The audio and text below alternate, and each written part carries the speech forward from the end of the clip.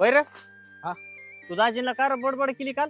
का बडबड केली माझी? काल दाजीची ताईची भांडण झालती आणि दाजीने ताईच्या कानाखाली आणली आणि मग ताई माझ्यापासून रडत होती. मग ते मला नाही सहन झालं. मग मी आपण दाजीला लय बडबड केली. तू दाजींना उलट पालट बोलणारा कोण र? तू बारीक आहे ना अजून?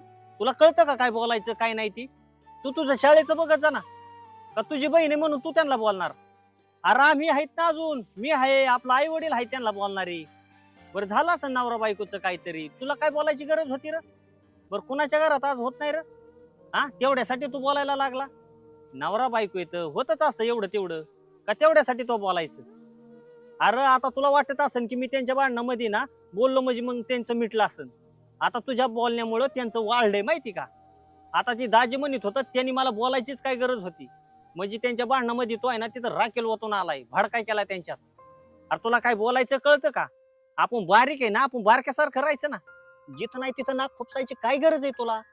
अरे आता आपलं काम काय हे मिटवायचं पेटवायचं नाही. आणि तू जी बोललाय ना ह्याच्यामुळे ना त्या ताईला रोज टॉर्चर केलं जाणार, ताईला रोज बडबड केलं जाणार. आपली बहीण त्यांची तर नांदायची. आपण जरा 4 पावलं माघारी घ्यायचं, आपण समजून घ्यायचं. का त्यांना उलट सुलट बोलायचं असतं रे? किती केलं तरी ते आपलं दाजी आहेत. हा ती चुकला असत्यान मान्य आहे मला, पण ही शांततेनं संयमानं चर्चेने हे प्रश्न सुटत असतात का भांडणं करून र? आणि अजून एक लक्षात ठेवायचं की आपण एखादा वाईट शब्द कुणाला जर बोललो ना, तर ती व्यक्ती तो वाईट शब्द आयुष्यभर ध्यानात ठेवते आणि त्याचे दुष्परिणाम आपल्या माणसांवर होत असतात. लक्षात आलं का? आणि ह्याच्यामुळेच आपल्या बहिणीला काही त्रास होऊ नये म्हणून तू आता एक काम कर, दाजींना एक फोन कर आणि दाजींची तू माफी माग. म्हणाव दाजी माझ्याकडनं जे काही झालं ते मला माफ करा, माझ्याकडनं चुकून झालं आणि इथून पुढं मी तुम्हाला चुकून सुद्धा चुकीचं बोलणार नाही. लक्षात आलं का? चल आपल्या दाजींना एक फोन कर.